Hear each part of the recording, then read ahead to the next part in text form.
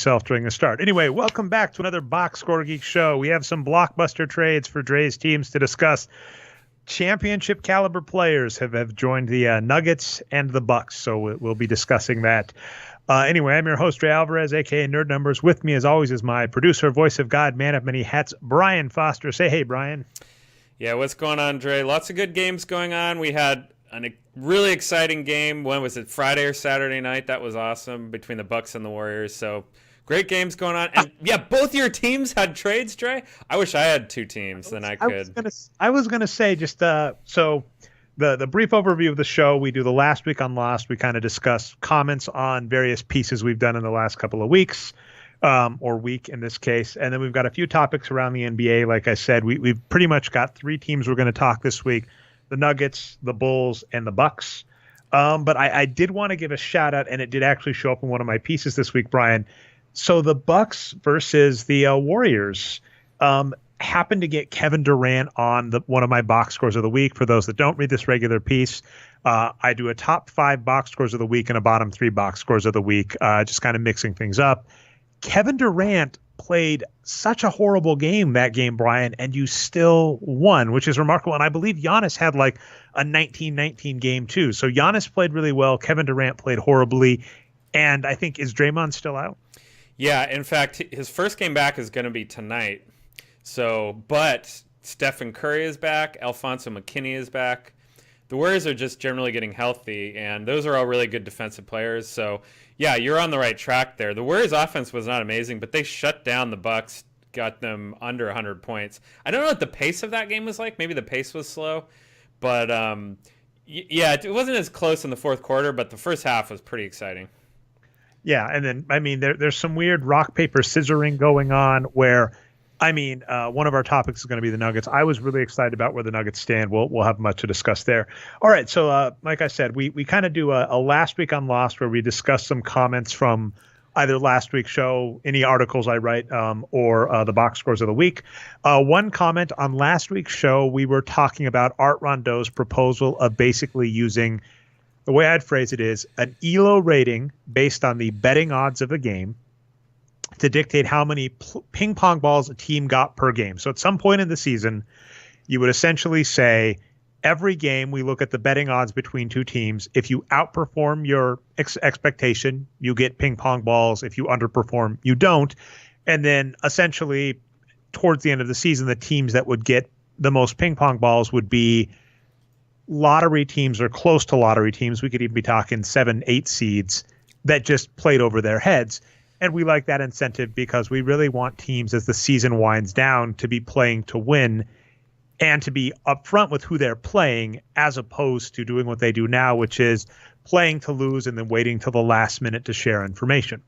A suggestion you had, Brian, and I've heard this before and I like it, is another fun idea is if there was a playoff system for the basically teams out of the playoffs. Like the losers bracket in your fantasy league, right? Exactly. Losers bracket, and that dictated it, which is fun. But you very astutely noticed quickly, one of the first problems is that's more games, and anytime you add more games, that it's unlikely that the Players Association is going to agree, even though the league would definitely like it, right? That's money. More games is money, but then you have to get the players to agree, and we might actually discuss that, players playing more than they're supposed to, riling up the Players Association when we talk the Bulls in a bit.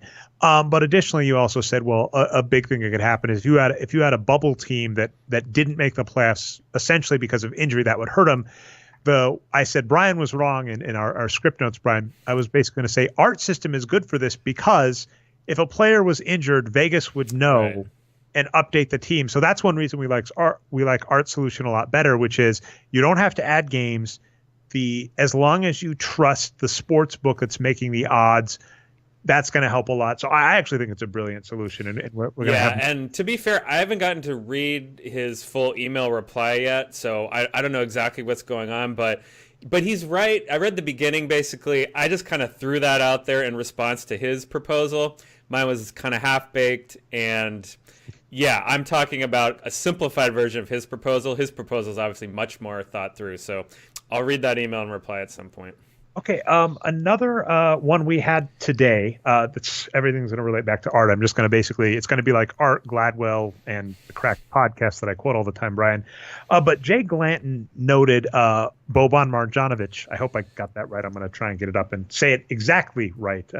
Just in response to some comments about us mucking up players' names. But Boban made the top of the list last week, and I was kind of shocked by this because what I was really hoping to do, my plan for the week, Brian, was last week Nikola Jokic got the best game of the week, in my opinion, at that time because he beat the Toronto Raptors, getting like 15 assists on his own, which was just amazing.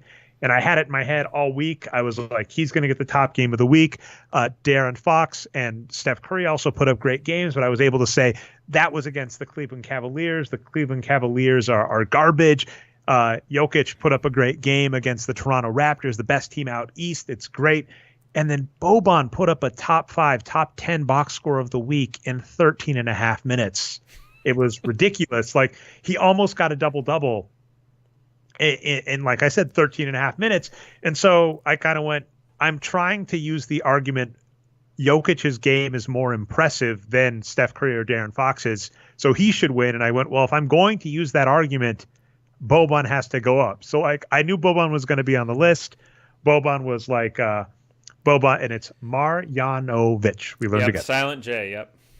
Okay, I'll try and do better in the future on that. So anyway, so Boban, and I'll use the Brian trick. There's one Boban in the NBA. So if I say Boban, you know who I'm talking about. That's right. That's right. But he was like 4th or 5th initially, and then I went, well, he really was better than those Cleveland games. Then I had to go, well, he was actually better than my own Jokic as well. So he makes the top of the list.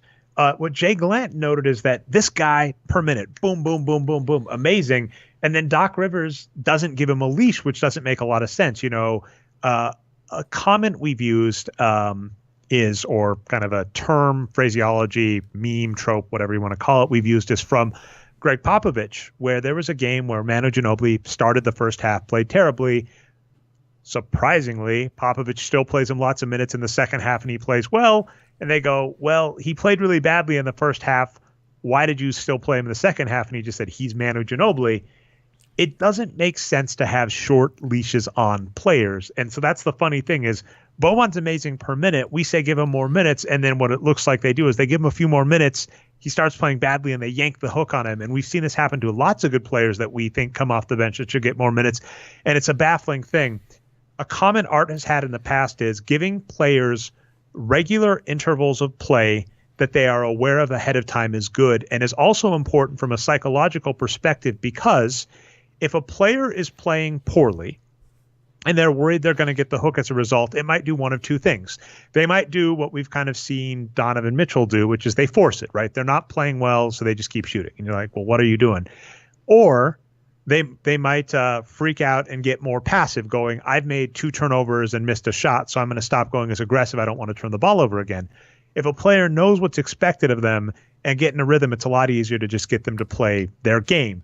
So to Jay Glanton's point, and to argue against one of the, I think he's made coach of the year like twice, actually, Doc Rivers, we really think you should just play Boban. I'm not even going to say full minutes because I believe we've looked at it and he fouled out.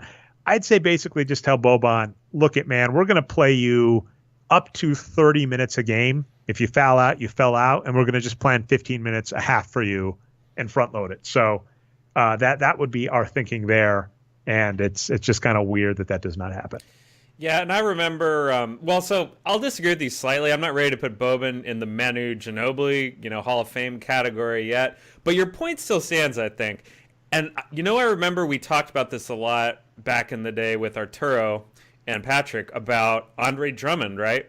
He came in as a young player and was amazing per minute, and he couldn't get any minutes. It took him to like his 3rd year maybe even before they started giving him star minutes. And he's just been one of the best players since then. I'm not saying that's going to happen to Boban, but this is what we always say, right? If there's a player that's really good per minute, just play him more minutes. Maybe they won't be able to play that, 35, 40 minutes a game, but at least start pushing it up until you find out what that limit is. And like I said, my strategy, just cribbing from Art here, is I just say we are going to give you these shifts and just play your game. And, that one of the advantages expecting him to foul out is I might even say, look, you're allowed up to 3 fouls a shift. So if you foul out in the first half, you foul out in the first half, what is. And, that's also another good plan for teams in general.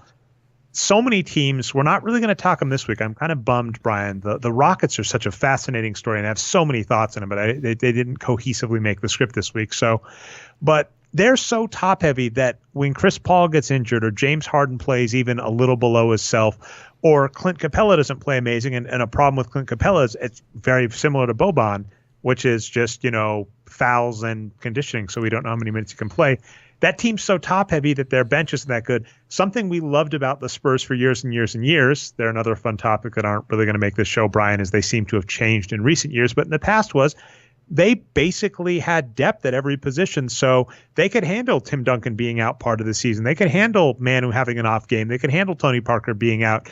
A team being able to adjust to actually have good players and good depth is not a bad thing. So, it's kind of a weird way of phrasing it. I think I've expressed Boban as an ace pitcher that has, we're only expecting 4 to 5 innings out of him. We're not most ace pitchers, you expect 5 at minimum, maybe up to 8 on a good day, 9 if they're having a complete game. That's my thinking about Boban. And yeah, they can't play minutes, so we don't play the minutes. Actually, someone right after we were talking, Brian, I don't know if it was before we started the show or just before, actually commented and said, Boban just can't get minutes. They're trying to ramp him up. It's kind of my thinking is you give him as many minutes. You Peter principle this, right? You give him as many minutes until he fouls out or can't play. You don't try and just say, well, we know we can't play in minutes. And just as an aside, I'm generally skeptical of many coaches and front offices player evaluation techniques. Do you remember this? Michelle Obama had a quote where she was just like, I've dealt with a lot of boardroom people and they're just not very smart. Thank you for saying that, Dre. I've bashed Lean In on this show many times, even though I haven't read it before, and it sounds like Michelle Obama agrees with me. Well, what is becoming... Pat myself on the back, Dre, as usual. Yes. And I was going to say, my wife had an interesting reaction to Lean In as well, and I think people astutely noticed it, which is, this happens a lot. Lean In basically says women aren't treated well in the workplace, so you agree with that premise. The solution Sarah Sanders offers is, well, women... It's not Sarah Sanders. She's the press secretary. It's Sheryl Sandberg, who is the second in command at Facebook. Oh, God, that's an amazing screw-up, so I'm glad you're on the show to catch me. Because, one is Sheryl Sandberg is not as bad as Sarah Sanders, although they're both getting up there for different reasons. She's getting there, Dre. Her argument was basically, women, here's how you can fix it. And anytime there's a marginalized group and the solution is, well, the people marginalizing that group don't have to do anything, of course, people love that, right? There's another guy, so many tangents, but Jonathan Haidt, who did The Righteous Mind. I like his stuff, but one of the issues he has too is he's going, here are some problems we have. And you're like, you're right. And he's like, people that are causing the problems, here's how it's not as much your fault. I'd say he has some good stuff and some bad stuff. And the bad stuff tends to get into that weird territory. So whenever you say, it's not your fault, don't worry about it, is where I get a little iffy. So anyway, just going all the way back to that, I do have reservations sometimes when I hear front offices or coaches say, well, we have a very good reason we don't just give this guy more minutes. And I'm like, I don't know if I believe you. All right. Just real quick, Dre, I think Doc Rivers is falling for the Vince McMahon theory of big men. They always book the super big guys as being physically dominant, but dumb and slow. And they get tricked by the real heavyweights that are 6'2", 240 or whatever. So I just think that's the way it is. They just are biased against someone that big. And I was going to say another weird bias we've noticed about that too is if you look at former NBA players who become coaches, Kevin McHale was kind of it. And I think he was known, there are a variety of reasons he might have been thought of as a more cerebral or team-oriented player. Oh, you're saying in terms of big men that became coaches? Coaches. I know Patrick has been looking for years for a coaching job and only been assistant. So there is some weird implicit bias there. But anyway, give Boban more minutes. That's all we have to say. Yeah, the only I can think of is Sam Mitchell and Dave Cowens off the top of my head. Kareem tried to get a coaching job and never could. Ewing, like I said, is the big one. Yeah. Okay, so more comments. Rebound and threes noticed on last week's show. This is a funny thing. We talked Utah a lot. And the reason they made the script initially was they traded for Kyle Korver, but I didn't really care as much about that, so we didn't really even discuss the Kyle Korver trade. I think he's older and more beat up. You kind of said a flippant comment that you said would be good to get some cheap heat, which is they might want to just replace Donovan Mitchell with Kyle Korver because at least on a per minute standpoint, Kyle Korver is better. Yeah. I agree with that. Kyle Korver is just older and beat up and hasn't played that great with Utah. I still think that says something about Donovan Mitchell, unfortunately. I mean, we to just rehash last week's show, if you didn't listen, we really just noted that we think Utah, even including Donovan Mitchell, has the pieces for a really good team, and they're just shooting themselves in the foot. We're gonna discuss this Popovich article with that lead-in, so I'm gonna discuss I should have done the second comment first, Brian. We're gonna discuss that really quick, then I'm gonna come back to that, and we'll go to San Antonio. So Westchester Bruin made some comments on the wins produced formula, and I guess just a shout out for this year. This kind of happens every year. It's my favorite time of the year, Brian, which is at the start of the season when we're scraping the data and hoping that nobody like Yahoo or Basketball Reference changes their stuff up. And it's early games in the season. We don't know. It's possible stuff looks off. We've had a few people say, hey, things look a little weird. And then there's also something we did a few years ago, Brian, where we combined the power forward and center. And we've had some people notice that. So what I'll just throw out there is I've even talked with Dave Barry. We're going to kind of do an audit of the last couple of years of data and probably do an update and then an update post accordingly. We kind of have one of these every year where me or Patrick comes out and is like, we were looking over the data and we found a bug. So sorry about that. It's a little harder when we're going kind of real time and then both doing this part time. But just letting you know that's in the near future. We are intending to audit the data. And I may actually go back to that because that's an interesting point where from a logical standpoint, considering power forwards and centers in the same bin has never seemed like a weird idea to us. But especially with how a lot of coaches, Utah is an example from last week that we were talking about, that seem to really be going for, we want to stretch for the players that are actually assigned, your job is to stay under the basket. They very well may be kind of just better and more important. And we might actually, it's interesting because comparing them to power forwards makes all of the centers better by the wins produced metric, but we may actually need to make sure that we are comparing them. It relates very similar to guards. In the NBA, there's this idea of positionless basketball, which we don't really think exists for a weird reason. But what I will say is in terms of assigned positions in the NBA, it seems like currently there are two. There are point guards, the player assigned to basically carry up the ball. And there's a center. It seems like teams aren't going for the two towers approach as much anymore. So it does look like there are basically two players that are assigned. Your job is to stay under the hoop and get rebounds and guard other bigs. Your job is to bring the ball up the court and kind of everybody else. And we may have to readdress that, honestly, because to go to our first topic, which is the San Antonio Spurs. Let's see if I can get you to lead this in. Popovich was asked about 3-pointers and he commented on it. And then Tom Haberstroh responded to him about that. Yeah, absolutely. So the reason why this is part of our, user comments section is that we got mentioned by Agitated Walrus, longtime frequent commenter, in response to this Tom Haberstroh article on Twitter. And I think most people have probably seen these Popovich comments, but so the way I looked at it is that let me just read Haberstroh's tweet about the article. That's probably a better summary than I can do here. And what he says is, you're an NBA coach stewing after a loss. So this is a role-playing situation, Dre. Get yourself into that mindset. You're an NBA coach stewing after a loss. An intern hands you the final box score. You look down and can't wait to find out what cost you the win. What column do you look at first? What column should you look at first? Is it 3-pointers? That's a great tweet. It really got me interested in that article. So great tweet, Tom Haberstroh. And so what do we think about these Popovich comments? And I think I looked at it two ways, Trey. First of all, his main point, and by that I mean Popovich, his main point was about the aesthetics. And he's said this several times before, right? He doesn't care about winning, apparently. He just cares that the game isn't what he wants it to be now that teams are shooting more 3-pointers. And of course, all we care about here is winning, so we think that's ridiculous. However, go ahead. Happy I get my kind of tangent on this, which is he reminds me a lot of older stand-up comedians, and then the retort that those older stand-up comedians get from people I respect, which is when older stand-up comedians use the kids nowadays or people nowadays, whatever, right? That this, nothing good ever follows that start. And what you can say is humor evolves, and if your job is to be a professional jokesmith, that's right, I said a professional jokesmith, you have like two options. You can either you can rest on your laurels and rely on whatever base you've gotten at this point, or you can kind of adapt your comedy.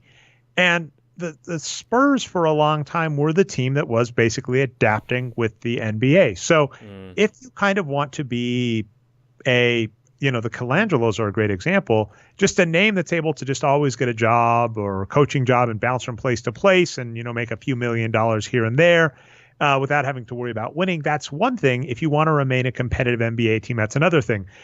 I don't like it. I mean, I give that to Popovich because I hear this too, right? To the exact humor principle. I'm already getting older, and, every old person has experienced you watch what the young kids, these days are into, and you're like, what the hell? And the most important thing to remember when you do that is there was a generation preceding you that did the exact same thing to you. There is nothing new or unique, at least in that regard. And the new generation is interested in this new thing. There's nothing new in that regard. And it really just seems like change aversion out of Popovich here, which a lot of people see this. If you have a website and you change the UI, you will always get people to say, I hate it. Now, they might be right. That is absolutely true, but you should usually give it a little bit of time because people are just going to say, I'm used to this old thing and I'm mad that that it's not the old way anymore. So, I mean, that's all I can really say there about that Popovich comment. About the Tom great lead-in point, I actually find that a little dangerous as a line of thinking. When we were talking Trump's election, we noted that a very popular post-Trump election thing to do is to say, this is what cost Hillary the election, right? Hillary didn't campaign in Wisconsin. That's what cost her the election. The Comey emails, that's what cost her the election. The this whatever is what cost her the election.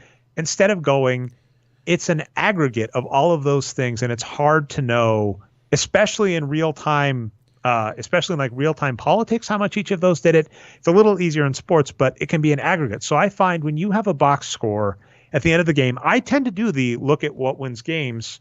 And, of course, you see who won first. And then I usually look at like field goal differential, like made basket difference, made shots difference, like he was saying, rebound difference.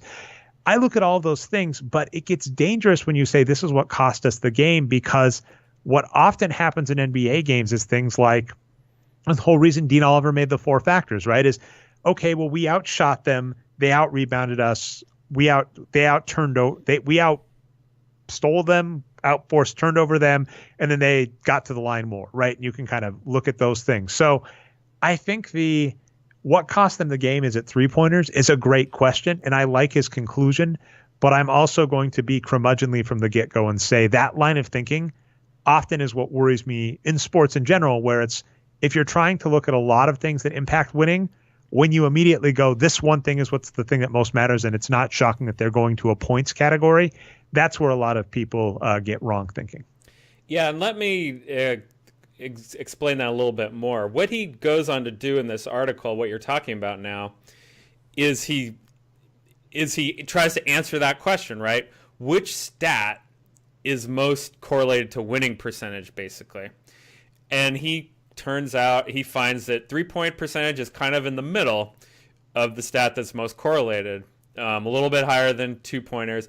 But just field goal percentage and rebounding and other efficiency and possession percentages are way better than made threes, according to his metric, right? But then that gets to what you're saying and what you were telling me before the show about how this was a good line of thinking, but was still frustrating.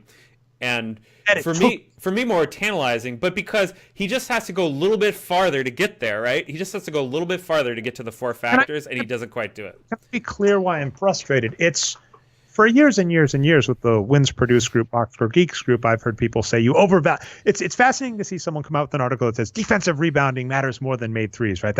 I love it, right? But what's frustrating is I've been at a site for years where people have come in and said, you did a very simple regression. I want to explain regression and why it matters to that line of thinking in just a second. You did a simple regression, and that regression says these players that rebound are valuable, and you are overvaluing. You are overvaluing players like Ben Wallace compared to players like Dirk Nowitzki. Haha. And what's frustrating is so many metrics start from the line of thinking, here's what I know is important, so I'm going to look for players that do that, as opposed to what he did here. And so it's a weird pat on the back. It's so annoying, Brian, because when you see someone doing something you like,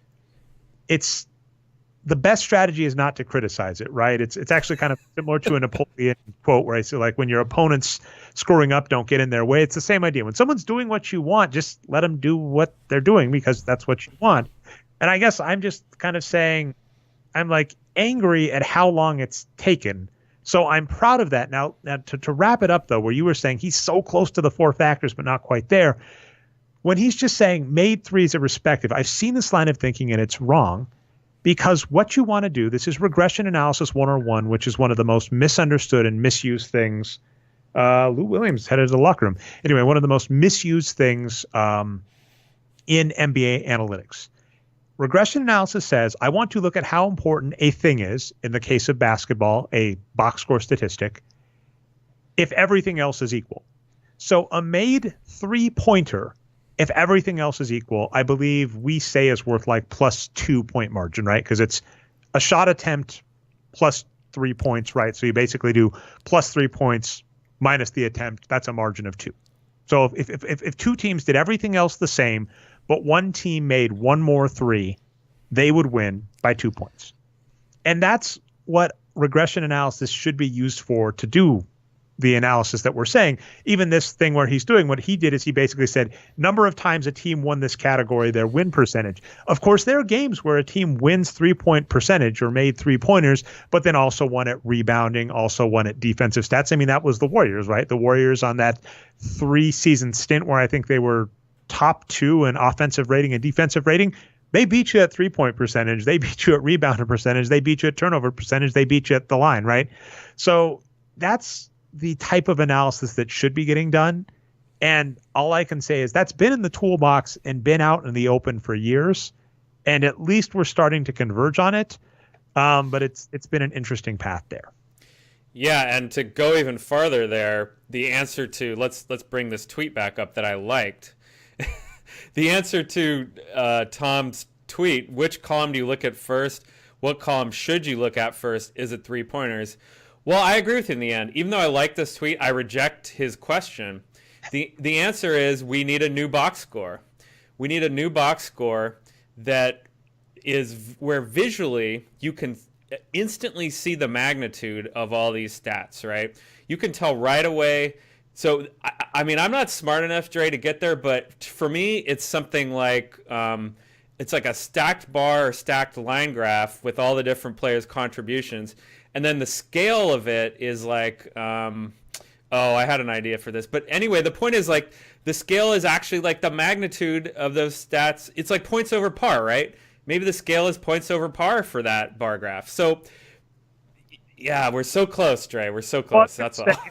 We'll leave it at that for now, but I was kind of chuckling. If you watch the live show, I think I rolled my eyes at something earlier and then I was smirking there. Like that, you're laying the groundwork for, like, in 3 weeks, you're going to step up on a podium and say, I'm Brian Foster and I'm running for president, which I hope does happen.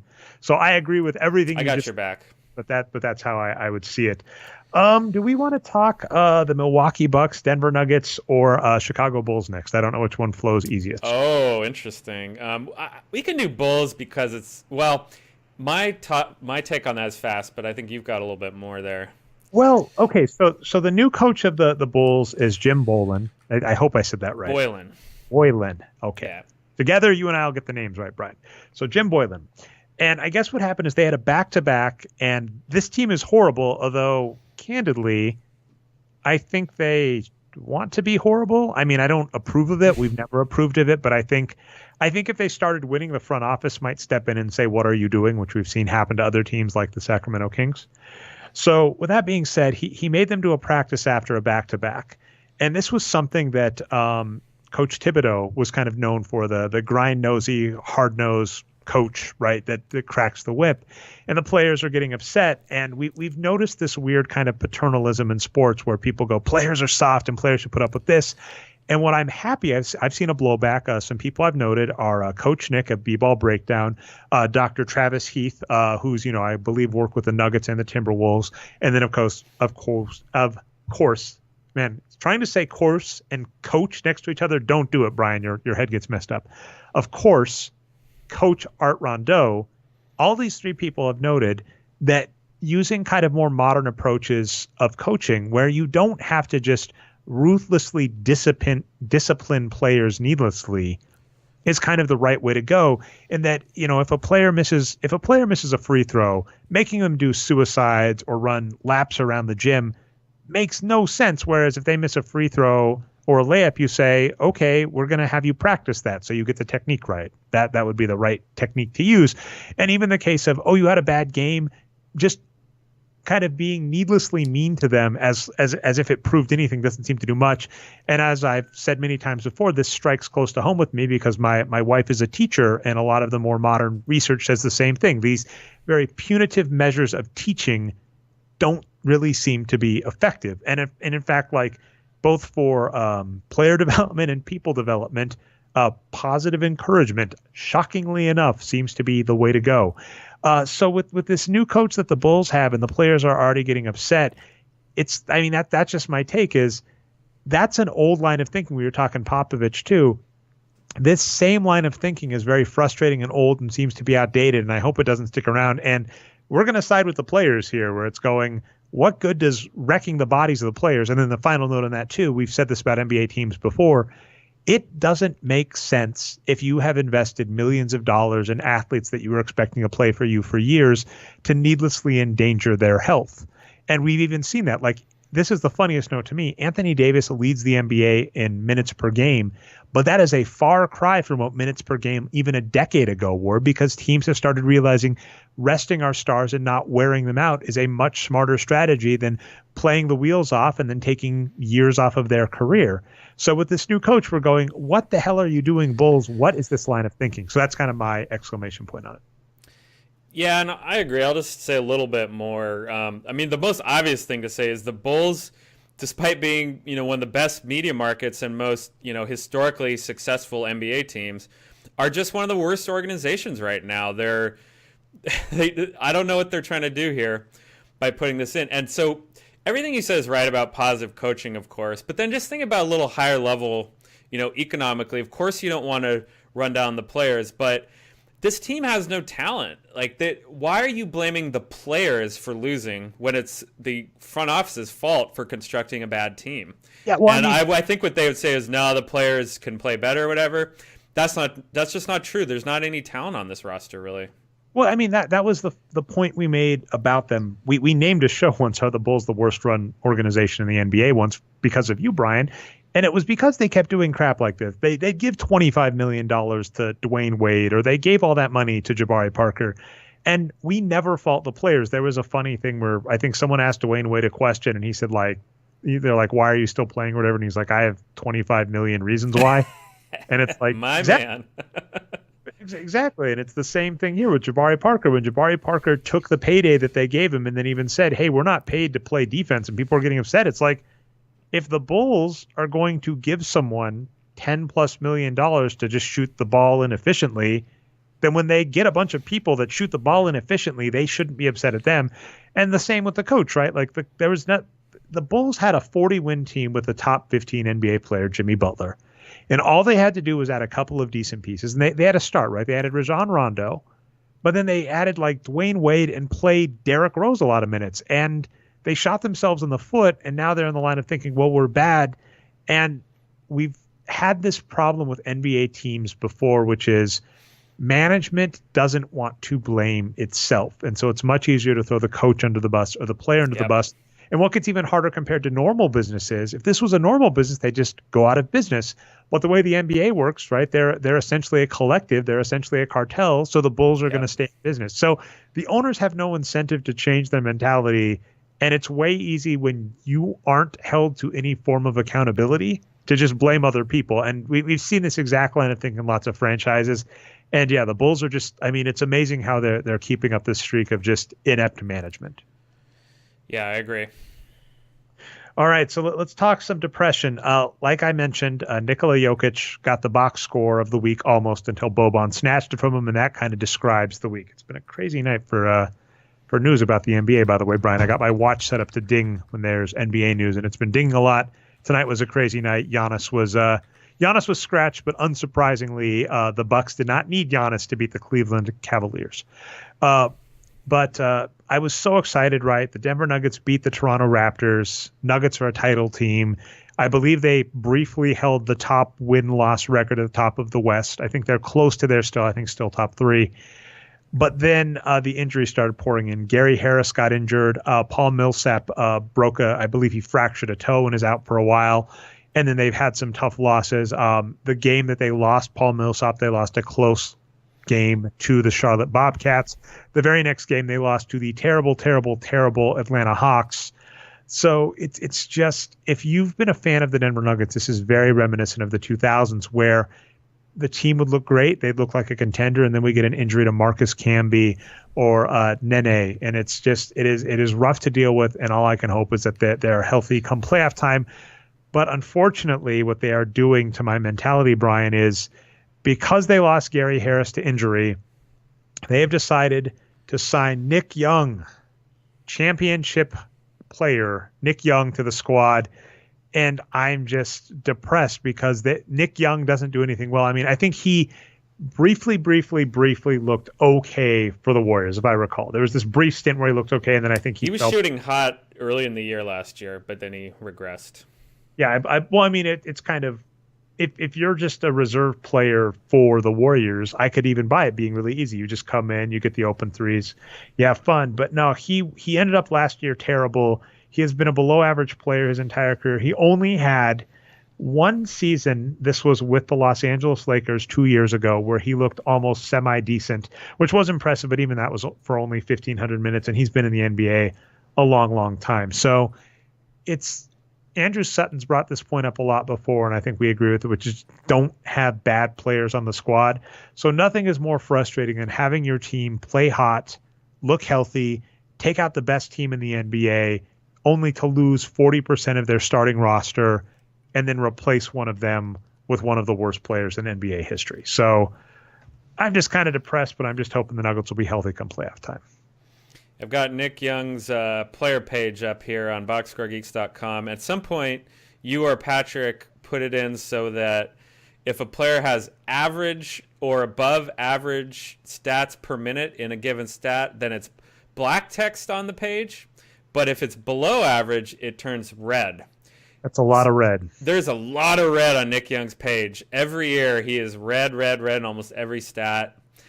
You know, Swaggy as a personality, one of the things I love about the NBA, you just don't want him on your roster, unfortunately. And adding him is almost as bad as like having a star getting hurt. That's how. So we'll have to wait and see. Maybe they won't play him very many minutes, but if they do, well, yeah, that's tough. I've had a kind of side project I've had going on a lot this year where I've been looking at kind of call-ups that teams do.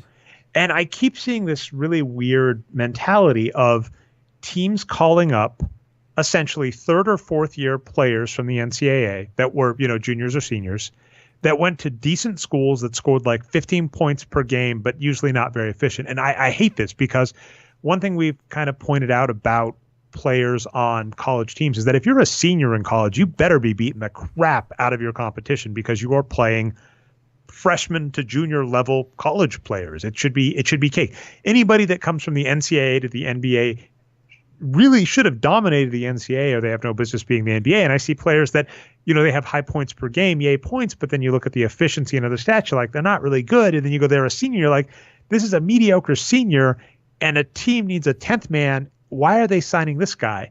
And it's the same with the Nuggets. It's going, I understand that you just lost Gary Harris and Will Barton's out injured as well. It's really rough for the Arturo playoff rotation, top 6 players.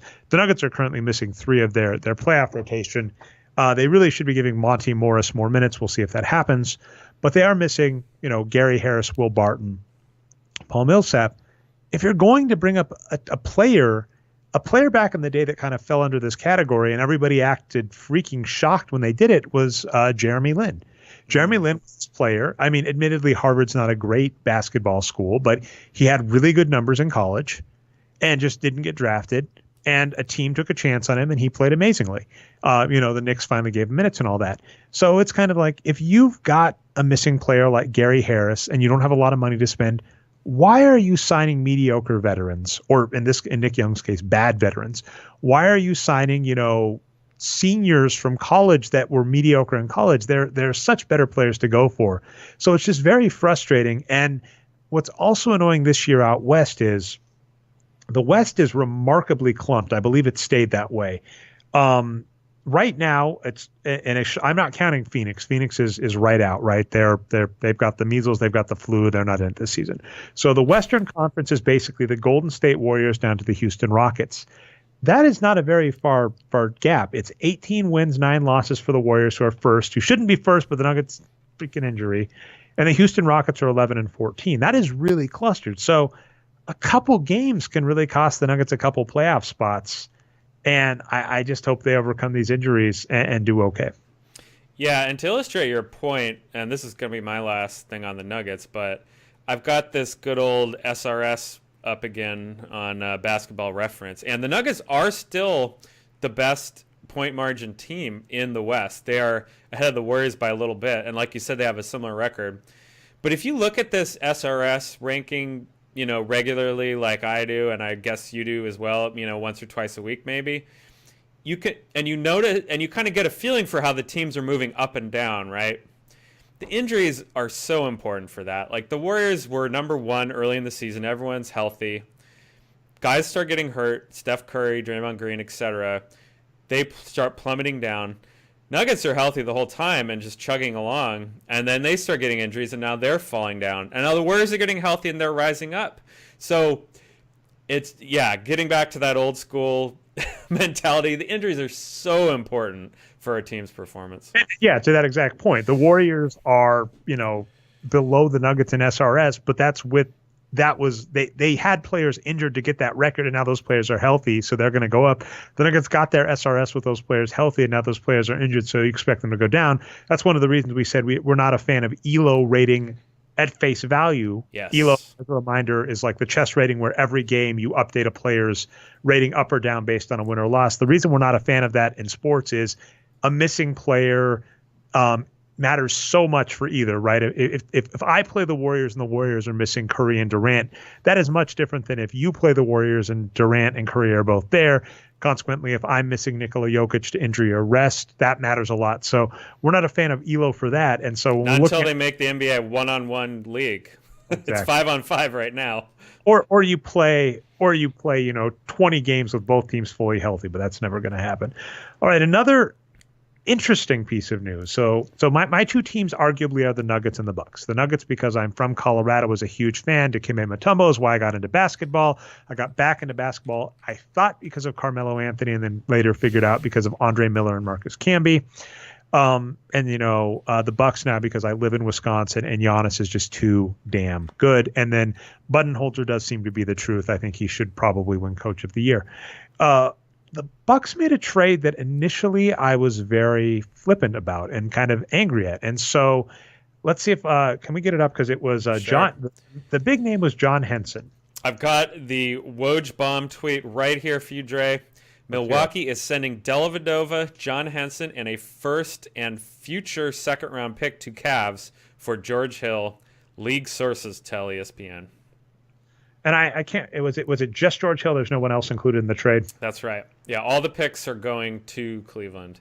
Okay, but so let's point out first, the picks are in the future. We don't care about those as much, right? Those are years in the future. Well, let's point out a few things on the picks that I want to keep reiterating, and you've kind of made me explain, and then I realize is what I think about them, which is Draft picks are pretty much meaningless. They're an overrated asset.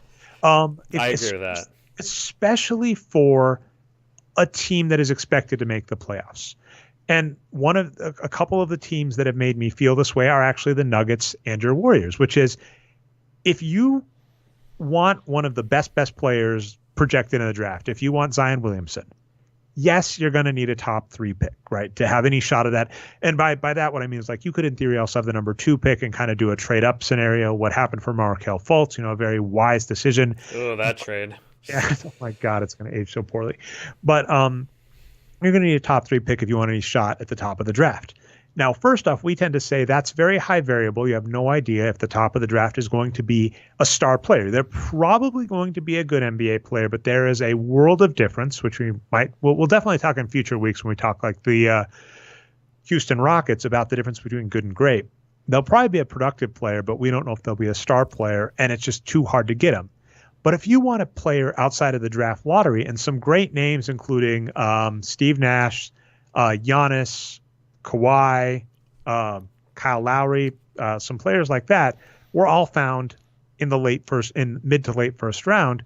You can usually either trade up or buy up to those fairly easily. Every Spurs star except for Tim Duncan, basically, is from the late first round or early second. It was Manu Ginobili was the very last pick of the draft. They're just like, why the hell is he still on the board? And they picked him. Tony Parker was the very last pick of the first draft. Danny Green, who was very productive and is being very productive for the Toronto Raptors, was a discard pile from the Cleveland Cavaliers. Kawhi Leonard, 14th or 15th, not that high. It's 15th pick that they traded from the Indiana Pacers. So when you say, oh my goodness, the Bucks gave up their first round pick in the future, I shrug my shoulders and say they're going to be able to trade someone on there. They could probably trade Brook Lopez in the future for a first round pick, a late first round pick. And then if you have a half decent analytics squad, you're able to pick up an undervalued player because we see that all the time. Jordan Bell, for what it was worth, was a player we were like, man, he's a top, according to us, he was a top 10 pick by his college numbers and then by his age. And he went in the second round.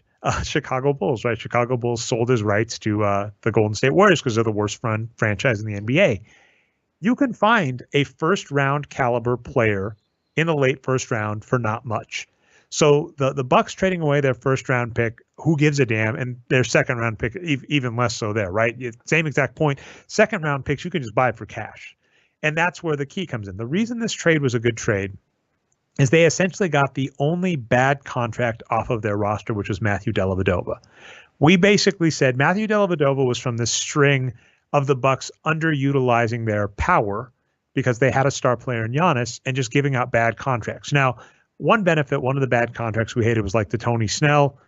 The benefit is on the new CBA, he's not overpaid. We're not excited about Tony Snell, but he is an average NBA player, which at $10 million a season needs to put up roughly, I would say, 5 to 6 wins in an NBA season to be worth it if you want to have a contending squad, and he is worth around that. So he's paid. We don't think you should have, right? We always think in the NBA, if you have the opportunity, you should always underpay players unless they put you over the top.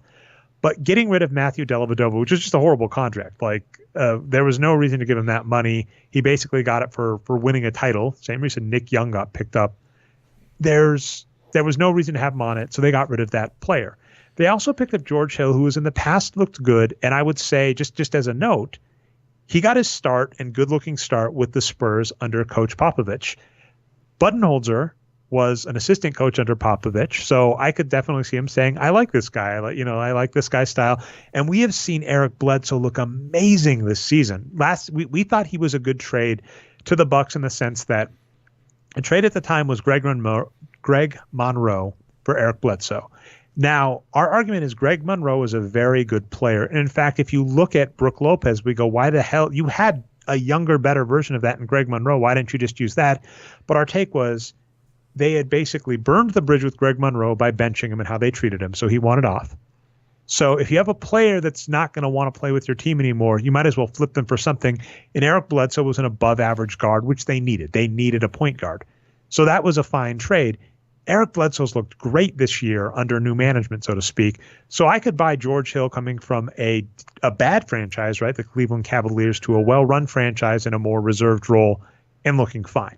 So I think there's upside to George Hill. And if George Hill doesn't pan out, you just let him walk. They saved, I believe you said it was like $12 million in cap space. I saw 18 million on Twitter, but I did not go in and research it. That was the number I saw.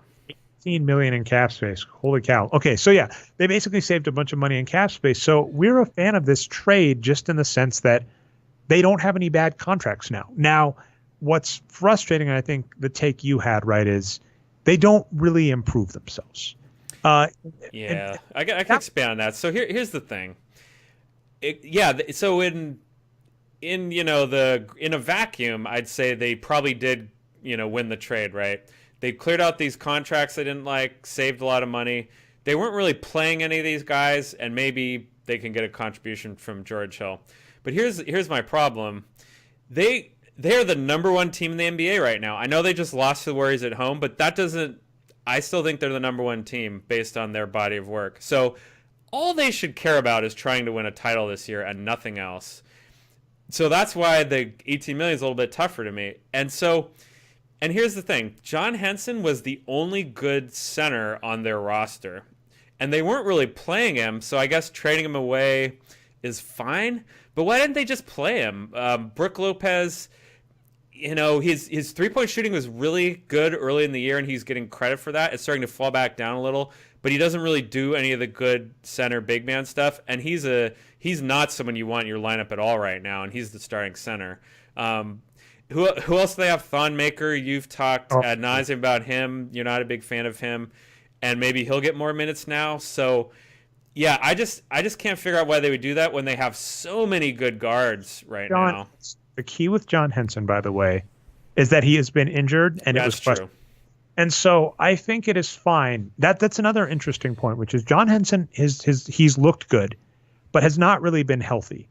And there might be a time to just pull the plug and say, I want to get something for this asset, and saying, I don't think John Henson is the future.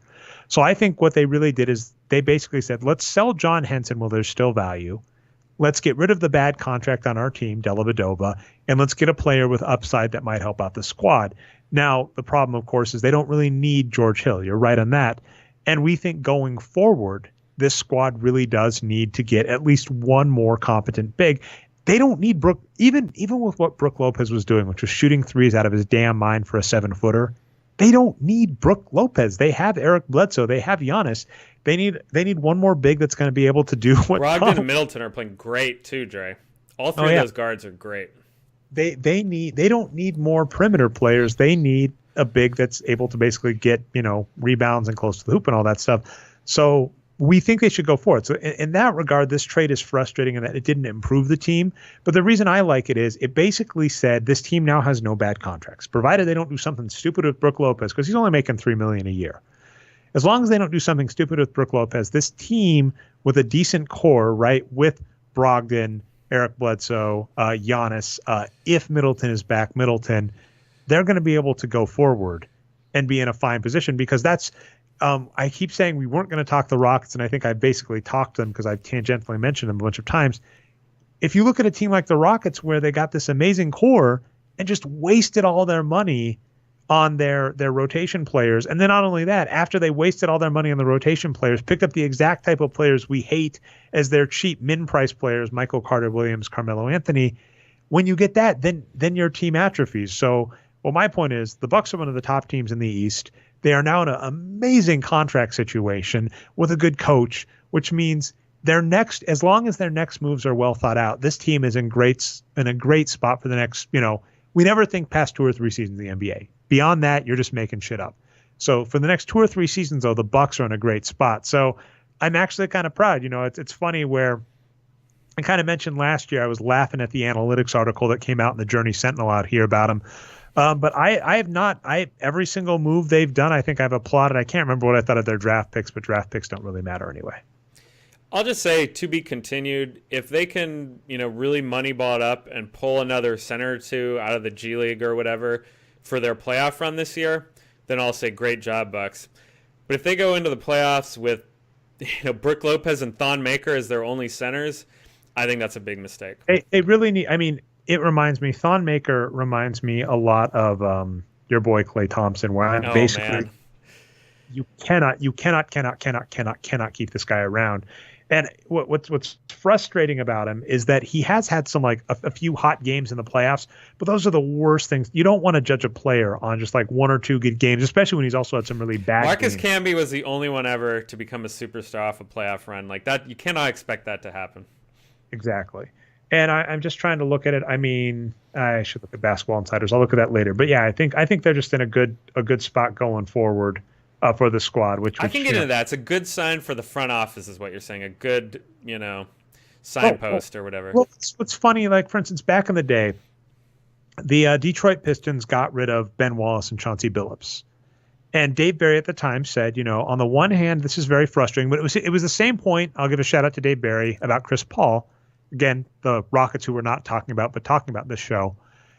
He made an article about Chris Paul that said Chris Paul is not going to be worth that $160 million contract. Just basically, given his age, it was likely Chris Paul was going to decline. And we agreed with that. We basically said it was likely that over the course of that contract, Chris Paul was going to wind up overpaid. But if you got a couple star seasons out of him, that was more than fine, especially if it put you over the top.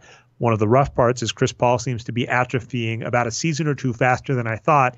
And then the Rockets did not get a roster around him this season to really capitalize on his production. So it's just bad all around. But his point being, yes, Chris Paul is a star. Yes, Chris Paul was a star last season. But giving Chris Paul a 4-year deal is iffy because by year 3 or year 4, he's probably not going to be a star.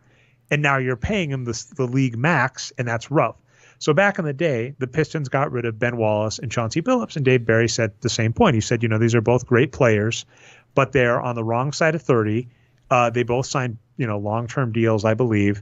It's probably better. I think Ben Wallace signed a big deal with the Chicago Bulls, and I think Chauncey Billups wanted a deal, so that's why they traded him off, saying it's probably better to just avoid it and then spend the cap right. And then, of course, what did they do? I believe it was Charlie Villanueva and Ben Gordon. So you're like, what the hell? The Bucks are in the same situation. We're saying their book is in order, and in a better case than the Detroit Pistons, they have some stars. So we're just saying all you have to do now is not do anything stupid, and you're just saying to be continued. But the other good piece of news is they're one of the top teams out east with the roster they have. That was the other thing when I was looking over this. I went, oh, this trade doesn't matter. They didn't lose any players that were huge minute getters and production getters on their squad to this trade, and they didn't get any potholes back. So really all this trade did was free up some cap space, which is more than fine. Yeah, that's fair. Wow, are we ready for shout-outs now, Dre? Is it time? Oh my goodness, are we actually going to have a reasonably timed show? I love it. Maybe. All right, so I'll let you get your shout-out. We got another couple, and then we're good. Yeah, I have a few, actually. I'll start out with Crumpled Jumper. Man, he's doing a lot of great visual work right now. He added Rudy Gobert to his quarter season NBA poll. So thank you for that, Crumpled Jumper. I voted for Rudy Gobert. On Twitter, he basically tweeted out some. His name is Todd Whitehead, I think. No. Is it Todd? I don't believe so. I think it's Ben. I might be getting confused with someone else. Sorry, Crumpled Jumper, whatever your name is. I thought Ben Falk was Crumpled Jumper. Am I crazy? Oh, I don't know. All right. Well. Anyway, so for Crumpled Jumper posted out some MVP images, right? So you could retweet to vote for him, like to vote ironically, and posted out some of the common names we'd expect. Giannis is in the lead right now, correctly. So I love his illustrations, Dre. I just want to point that out. Oh yes, and so Crumpled Jumper did that. And so this is interesting. This is Crumpled Paper Jumper. I don't know. I'll have to take a look because I think Ben Falk does Crumpled Jumper. You might be right. They might be different. That's very confusing. But you did a write-in vote for Rudy Gobert, and then he made an image for you. We do agree. I mean, I think our argument is that at least according to conventional wisdom, you don't win MVP if your team isn't a top 4 seed or top 5 seed, and Utah currently isn't even in the playoffs. So he probably won't get any mainstream recognition, and even when the Utah Jazz have done good in the past, players like Donovan Mitchell or Gordon Hayward have gotten the credit, so he probably won't. But I approve of your vote. I still think it's Giannis at this point, but I would give a vote to Giannis is winning his poll as of yesterday, and I am on board with the Giannis vote as well. I just wanted Rudy to get some recognition. I have 2 more shout-outs. I'll try to be brief. Second is there is another article, this time on Yahoo, about the NBA dancers, I'll read the title. NBA dancers reveal decades-long culture of brainwashing, unfair pay, and eating disorders. We've seen this stuff before, and my only comment on it is yeah, this is how we perceive professional sports. Is generally it's not a great industry where they're just not going to pay you as well, not treat you as well as if you were to work in a different industry. So it seems like that's just the case again for these dancers. Yeah, it's not shocking, especially for analytics. I've mentioned this many times where any person that works in a similar field, I've gone to Sloan a few times and they say, here are the skills we want. And I've gone, cool, I have those. And it sounds very much like a resume gathering that you would expect for, a database administrator or data analyst or software engineer. And then they go here. And then they also have like these weird, we've said this before, Brian, these weird little subtexts that are basically like, want a real go-getter that doesn't worry about hours, which is really saying we're expecting you to work a lot of overtime. And then you look at the salary and it's like half to a fourth of what you would get if you had all those skills and just went elsewhere. And so I'm not shocked in the slightest. And I mean, that's the funny part, even with the players that are making millions of dollars, the trick is you say they're millionaires, right? And you bring up LeBron James and just ignore the fact that this industry, if this was another industry pulling in this type of money with the certain people pulling how they are, the comparison Dave always makes is to European soccer, European football, is in other industries. So it's like, it's not shocking that they really do mistreat the dancers in many ways, including pay. And every story I've ever read about how the NBA treats their dancers is just not good. So yeah, definitely, I'm at least happy to see a mainstream site like Yahoo point it out more, because I find a lot of these things are kind of known secrets about the industry and then just no one talks about them, and it's very frustrating. Yeah, and one of the top comments on Reddit was something like, one of my really good friends or family members is an NBA dancer, and they agree that they get treated really badly and low pay, but then they use that profile to have a lucrative personal training career on the side. And I'm just like, well, that doesn't change anything. The NBA is still treating them badly. So yeah, it's just disappointing. That's one of the, let's get, for any like creative type out there, argument, the pay and exposure, F that. Like anybody that ever says, oh, you get free exposure, whatever, and we're helping you out. It's, I think that if they were honest with themselves going, if that person is probably just a really good personal trainer, and they might get some extra addition from the Denver Nuggets, but I guarantee you a majority of it is just them. Anytime someone says, we'll pay you in exposure, we'll pay you in help, it just doesn't, I've had my pieces boosted by, Yahoo and ESPN back in the day when we were on kind of more favorable terms. And back in the day when we might have a pendulum swing back, Brian, because apparently defensive rebounds are back in vogue now. But Tom Haberstroh only. Yeah. Anyway, it vanishes so quickly, right? You get that boost for one day and it's gone. So yeah, just pay them, right? Like pay them and treat them like humans. There is never an excuse to not do that. One last quick shout out, a point of personal what is that word? I don't know that they say. Anyway, speaks to me. Rip in peace, the Magic the Gathering Pro Tour after 22 years. It started in 1996. It is going away, and they're changing the format. They're moving more into esports because they have a PC client now that they're moving more towards. There's still going to be the Mythic Pro Tour, so I don't fully understand how it's going to work. But the Pro Tour, as it has been the past 22 years, is gone. So, yeah, a lot of memories and a lot of champions from that Pro Tour. The thing I'll say about it is modern esports, I think the business model is based a lot on the Magic the Gathering Pro Tour, which is the company uses it as an advertising spend, basically, as a sponsorship. Wizards of the Coast, who makes Magic the Gathering, sponsored it themselves. And it really helped the game blow up. And, say what you want to about the economics of it. It endured for a long time. So those are all my shout outs, Trey. All right. I've got one. I'm going to give it to Arturo. Possible spoilers, although you actually already knew the spoiler. I guess this is the most well-known spoiler ever. I made a tweet today, and pat myself on the back, Brian, because it's so much fun. Because I believe, who was that guy? I'm dropping his name. It was a Republican senator. He's supposed to be really fiscally conservative, but whatever. What did he say? I probably remember. I think it was Rand Paul was saying something about Donald Trump and said it was troubling. And I said, a Republican senator saying something Donald Trump does is troubling on Twitter matters about as much as finding out matters about as much as discovering someone was a Cylon all along in Battlestar Galactica. And you made that joke already last week, pre-show to me. When I said I've been binging Battlestar Galactica, and you said everybody's a Cylon in that show, right? And I'm like, no, I said yeah. Not only that, I'd never seen it, but my impression of it from the outside was it's just all about who the Cylons are. Yeah, well, I mean, that's what's funny is it went 4 seasons, and by the end of it, like everybody's a Cylon to the point where it doesn't matter. Where it's like the leader of the human resistance that was fighting the Cylons on the destroyed Caprica was a Cylon all along. Of The course. second, spoiling it all the way. So if you haven't seen Battlestar Galactica, I apologize. You should have turned off your ears a while ago. But yeah, like the second in command is a Cylon all along, and you go, it doesn't matter. It doesn't make no sense. But anyway, Arturo responded to that and said the real Cylons are the friends we made along the way. So I was an amazing response. I like that. That's just so good. So I giving a shout out to American Numbers for that. That was the perfect response to that quote. All right, Brian. Well, I think we made it through in about an hour. So awesome. That's been our show. If you've been us not through the website, you can find us at boxscoregeeks.com. We go live every week.